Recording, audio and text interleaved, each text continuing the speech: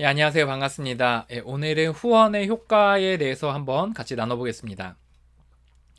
저희가 힘이 없는 사람이 어떻게 힘을 가질 수 있느냐라는 것으로 이제 후원의 개념을 12단계라는 툴을 알려드렸고, 그 다음에는 이제 후원의 그 12단계를 잘 인도하는 후원자가 필요하다라는 제목으로 이제 그 전에 이야기를 나눴습니다. 오늘은 이 후원의 효과가 무엇입니까? 라는 이야기를 나누려 합니다.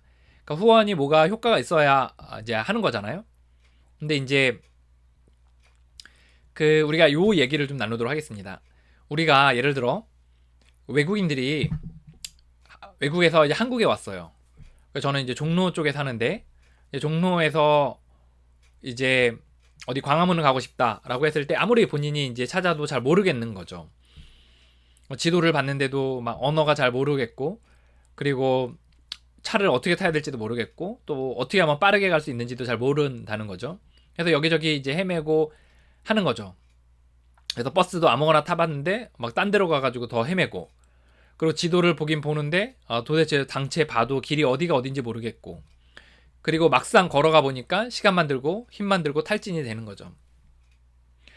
그래서 결국 이 여행객이 이제 광화문에 가는 거를 포기한다면 얼마나 좀 안타까워요. 이제 본인은 거기에 좀 가보고 싶고 역사적인 그 어떤 뭐 경복궁이나 또 그런 것들 좀 보고 싶은데 가보지 못한다면 얼마나 억울해요.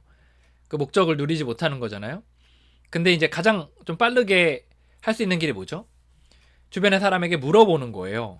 주변에 똑같은 외국인이나 아니면 그래도 외국어를 좀 하는 외국인 분들에게, 저 한국인 분들에게 또 못하더라도 이제 손짓발짓으로 해서라도 이제 물어보는 게 제일 빠른 길이죠. 그래서 이제 비용도 아끼고 시간도 아끼고 체력도 아끼고 무엇보다 포기하지 않게 하는 게 이제 그 누군가에게 물어보는 게 제일 빠르다는 거죠. 그래서 우리가 다른 나라 가거나 여행을 갔을 때 보통 길을 물어보는 거예요. 그래서 물어보잖아요, 그냥. 그래서 이제 좋은 이제 후원자를 만나고 좋은 이제 그 사람들 만나면 이제 막 잘 가르쳐줘서 빠르게 좀 갈 수 있도록 하는 거죠.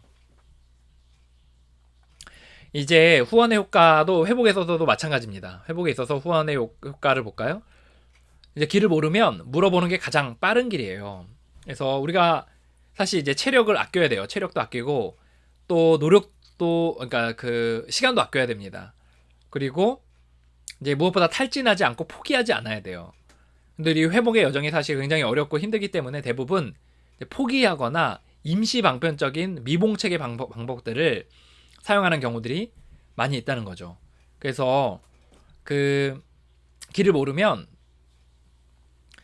그 물어봐서 빠르게 가고 또 그것을 결국 도착을 하도록 하는 게 정말 필요하다는 겁니다. 그래서 후원의 효과가 바로 이런 장점들을 준다는 것을 미리 좀 이야기 드립니다. 후원의 효과가 무엇입니까? 후원의 효과가 있는데 후원의 효과는 이런 효과들이 있어요. 혼자서 이제 그러니까 후원을 받으면 왜 후원이 필요한가 뭐 이렇게 얘기할 수 있어요. 다시 이제 후원의 효과는 무엇입니까? 라는 게 왜 후원이 필요합니까? 라는 거로 좀 볼 수 있는데, 우리가 뭐라고 얘기했냐면 12단계를 잘 밟을 수 있도록 도와주는 게 이제 후원자라고 했잖아요. 근데 이제 후원 12단계에 대한 책들이 사실 굉장히 많이 나와 있어요. 그리고 이제 원론서 같은 것도 이제 나와 있고 영문판으로도 나와 있고 뭐 한국어로도 번역이 되어져 있는 책들이 많이 있거든요. 근데 첫 번째는 왜 후원을 받아야 되는가? 첫 번째는 혼자서 책을 봐서는 잘 이해가 되지가 않아요. 이게 중의적인 의미들이 많이 담겨져 있고, 그리고 이제 그 뜻이 아닌 경우들이 이제 많이 있거든요. 그래서 그것들 옆에서 좀 같이 읽어주는 사람들이 좀 필요해요. 설명을 좀 해주고. 예를 들어 이제 저희 2단계 보면은 세너티라는 단어가 나와요. 우리를 본정신으로 돌아오게 하는 이제 장면들이 나오는데, 이 세너티 본정신의 이 단어를 사실 우리가 그냥 얼핏 보기엔 잘 모르거든요. 그냥 아무리 보면 그냥 본정신으로 내가 제정신으로 돌아온다라는 생각인가 보다라고 이야기하는데, 사실 그 문맥상의 그 세너티라는 단어는 우리가 첫 잔 앞에 이제 그 합리화하는 그런, 또는 정신이 없어서 나도 모르게 하는 그런 인세너티, 미친 정신이 있는데 그 미친 정신에서 세너티로 바뀐다 라는 개념들이 거기 포함되어 있는 거거든요.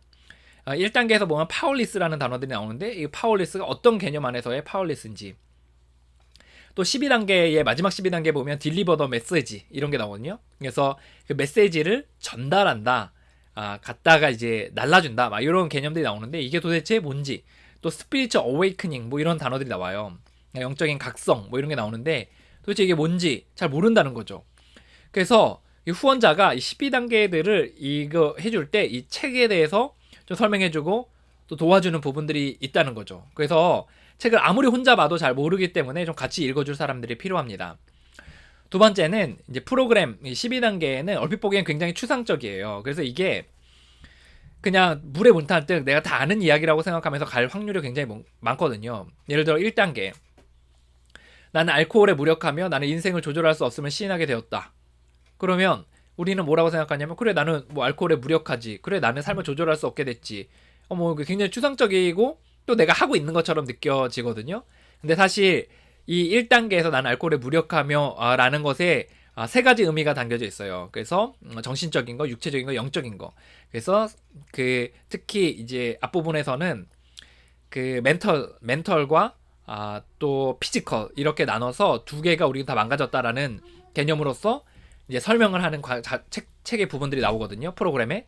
그래서 프로그램이 얼핏 보기에는 굉장히 추상적이지만 굉장히 구체적입니다. 그래서 1단계, 2단계, 3단계가 굉장히 구체적, 또 4, 5단계, 12단계까지 굉장히 구체적인데 이것을 이제 추상적으로 이제 생각할 확률이 높다는 겁니다. 그래서 이제 후원을 받아서 그걸 구체적인 단어들로 좀 바꿔서 생각할 필요가 있다는 거죠.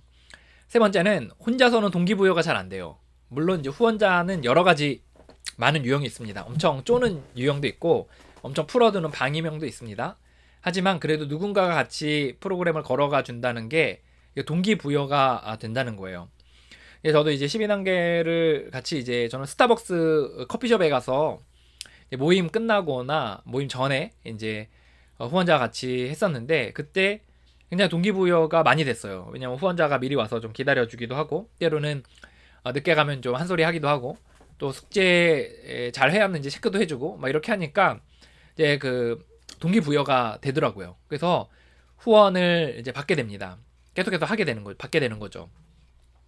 우리가 사실 열정과 열망이 계속 있을 것 같지만 그러지 않아요. 우리가 바쁜 일이 있으면 잊어버리고, 그리고 이제 좀 상태가 괜찮고 감정적으로 좀 괜찮아지면 내가 상태가 좋아진 것처럼 느껴지거든요. 근데 이제 그렇지 않다는 거죠. 우리가 그 근본적인 우리의 뿌리를 고치지 않으면 우리라는 사람 자체의 삶이 달라지지 않는다는 거예요.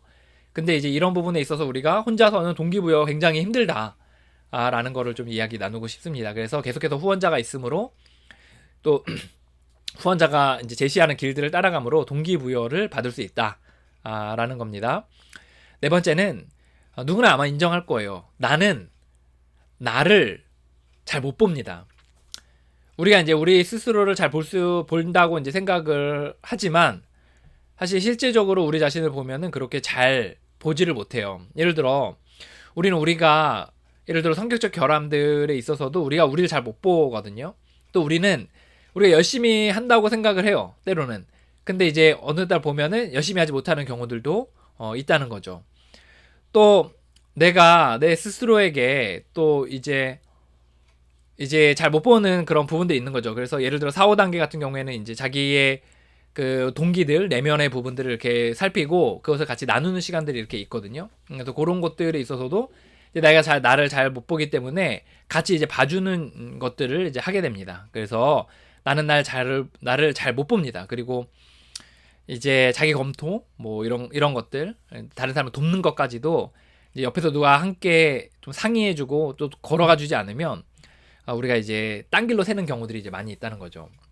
또 다섯 번째는 힘과 연결된 사람이 같이 걸어가 주니 좀 더 보호된다. 이거는 무슨 말이냐면 후원자란 힘이 없는, 그러니까 프로그램을 통해서 힘이 없던 사람이 힘을 갖게 돼서 또 다른 피후원자의 힘이 없는 사람에게 찾아가 이제 힘을 가질 때까지 이제 걸어가 주는 거. 이게 이제 후원자의 역할 중에 하나거든요.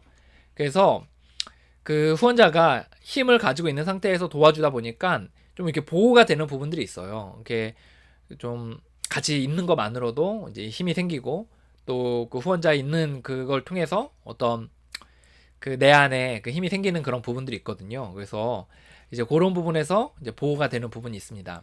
여섯 번째는 이 후원 관계는 자발적이에요.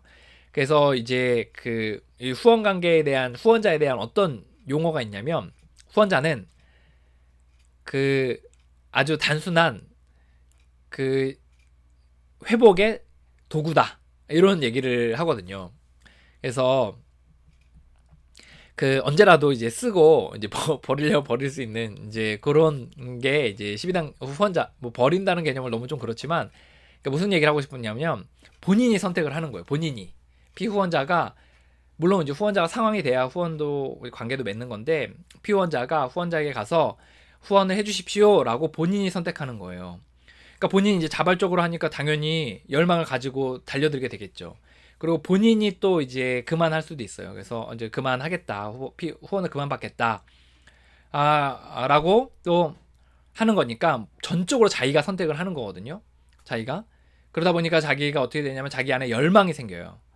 그래, 이거 내가 선택한 거고 또 내가 하기로 한 거니까 계속 따라가야겠다는 열망이 그 안에 있다는 겁니다. 왜 후원을 받아야 되는가? 라고 봤을 때 이제 여러 가지 많은 이유가 있죠. 근데 이제 그 가장 좋은 효과는 이제 12단계를 통해서 힘을 갖고 살아가는 그 삶의 방식의 길을 가장 빠르게 갈 수 있는 길이 사실 누군가에게 물어오고 그와 함께 걸어가는 것이라는 거를 이제 말씀드립니다. 그래서 효과적이에요. 그래서 후원자를 여러분들도 꼭 이렇게 얻으시고 그 후원자와 함께 그 회복의 길들을 걸어가셨으면 좋겠습니다. 네, 저는 이제 이런 여러분들이 좋은 후원 관계들을 맺는 팁들을 좀 알려드리는 겁니다. 여러분을 응원합니다. 포기하지 마시고 끝까지 걸어가시기 바랍니다. 화이팅입니다.